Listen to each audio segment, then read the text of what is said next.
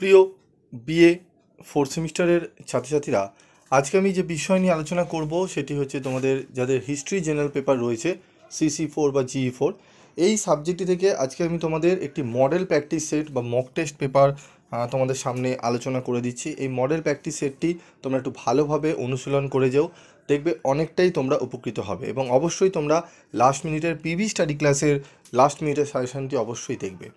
তো দেখো, কথা না বাড়িয়ে চলে আসবো মূল আলোচনায়। তো history of India from 1707 to 1950, full mark 65। তো বিভাগ কয়ে আমাদের কি আসবে সেটি দেখে নেব। নিম্নলিখিত প্রশ্নগুলির উত্তর দাও। 1 নম্বরে 15টি প্রশ্ন। কি কি থাকবে? এলাহাবাদের সন্ধি কবে ও কাদের মধ্যে স্বাক্ষরিত হয়? বেসিনের সন্ধি কবে কাদের মধ্যে হয় স্বাক্ষরিত, বা কাদের মধ্যে হয়েছিল? রবার্ট ক্লাইভ কে ছিলেন? সূর্যাস্ত আইন কাকে বলে? ফোর্ট উইলিয়াম কলেজ কবে প্রতিষ্ঠিত হয়? হিন্দু কলেজ কবে কে প্রতিষ্ঠা করেন? 1857 সালের মহাবিদ্রোহের সময় মুঘল সম্রাট কে ছিলেন? কলিকাতা মেডিকেল কলেজ কবে প্রতিষ্ঠিত হয়? তিতুমির কে ছিলেন? কলিকাতা বিশ্ববিদ্যালয় কবে প্রতিষ্ঠিত হয়? বঙ্গভঙ্গ কবে রদ হয়? বক্সারের যুদ্ধ কত সালে কাদের মধ্যে হয়েছিল?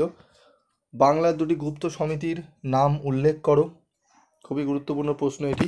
তারপর দেখো, মুসলিম লীগ কবে স্থাপিত হয়? ঠিক আছে, মুসলিম লীগ কবে স্থাপিত হয়? ডিসকভারি অফ ইন্ডিয়া গ্রন্থের লেখককে? সত্যবিলোপ নীতি কে প্রবর্তন করেন? অমৃতসর সন্ধি কারা স্বাক্ষর করেছিলেন? কারা হবে, এটি করা হয়ে গেছে। কারা স্বাক্ষর করেছিলেন?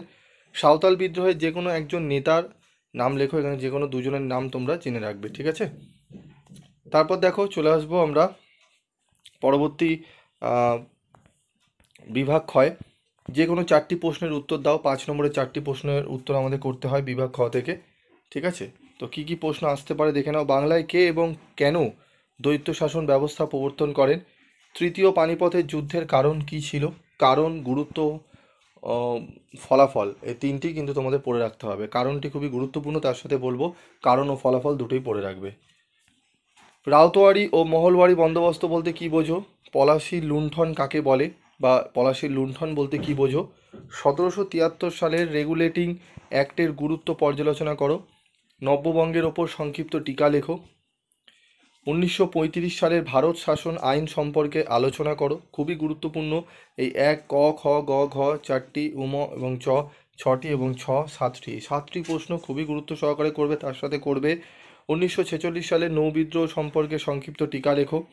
রাওলাট সত্যাগ্রহের গুরুত্ব সম্পর্কে আলোচনা করো এবং ভারতের সংবিধানের বৈশিষ্ট্যগুলি সংক্ষেপে আলোচনা করো। এই যে প্রশ্নগুলো, 5 নম্বরের প্রশ্নগুলো দেখছো, একদম আসার সম্ভাবনা প্রবল রয়েছে যদি ফার্স্ট সেটটি দেয়।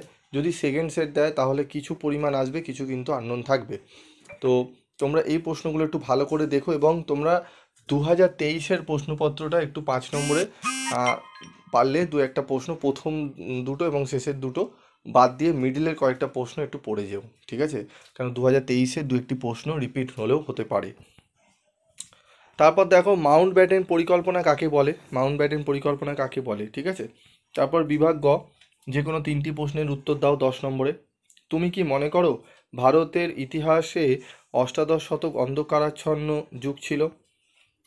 তারপর হচ্ছে দেখো, বাংলার শিক্ষা ও সমাজ সংস্কারে বা সংস্কার আন্দোলনে রাজা রামমোহন রায়ের কৃতিত্বের মূল্যায়ন করো। 1857 সালের মহাবিদ্রোহের প্রকৃতি ও কারণগুলি আলোচনা করো। এখানে তোমরা একটা কাজ করবে, রাজা রামমোহন রয় এবং বিদ্যাসাগর দুটোই কিন্তু পড়ে রাখবে। বিদ্যাসাগরটিও কিন্তু পড়বে, ঠিক আছে। রাজা রামমোহন রয় এবং এর সাথে বিদ্যাসাগর দুটো পড়ে রাখবে, দুটোতেই কিন্তু ইম্পর্টেন্ট রয়েছে। অবশ্য লাস্ট মিনিটের সাজেশনটা একটু ফলো রাখবে তোমরা, ঠিক আছে। 1857 সালে মহাবিদ্রোহের প্রকৃতি ও কারণগুলি আলোচনা করো। ভারতবর্ষে জাতীয়তাবাদের ইতিহাসে অসহযোগ আন্দোলনের গুরুত্ব আলোচনা করো। ভারতীয় স্বাধীনতা আন্দোলনে মহাত্মা গান্ধীর উত্থান আলোচনা করো। প্রশ্নগুলি খুবই গুরুত্বপূর্ণ। ভারতের সংবিধান সভার কার্যাবলী সংক্ষেপে আলোচনা করো।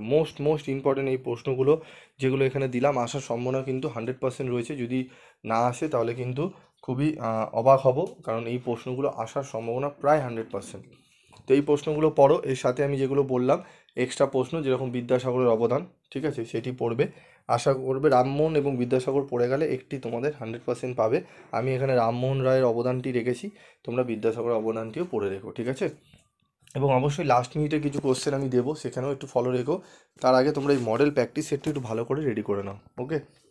তো আজকের মতো এটুকুই, দেখা হচ্ছে পরবর্তী ভিডিওতে। তোমাদের যাদের এই সাবজেক্টে স্টাডি মেটেরিয়াল লাগবে, তোমরা চাইলে স্টাডি মেটেরিয়াল সংগ্রহ করতে পারো কিছু রেমুনারেশনের বিনিময়। রেমুনারেশন অত্যন্ত কম, তোমাদের রিজনেবল প্রাইসেই রাখা হয়, যাতে সকলে সেই প্রাইসে নিতে পারো, এবং তোমাদের জেরক্সও করতে হয়, তাই 400-500 টাকা তোমাদের রাখা হয় না, 200 টাকার নিচেই তোমাদের ভেতরেই কিন্তু নোটস তোমাদের কিন্তু প্রোভাইড করা হয়। আজকের মতো এটুকুই, দেখা হচ্ছে পরবর্তী ভিডিওতে।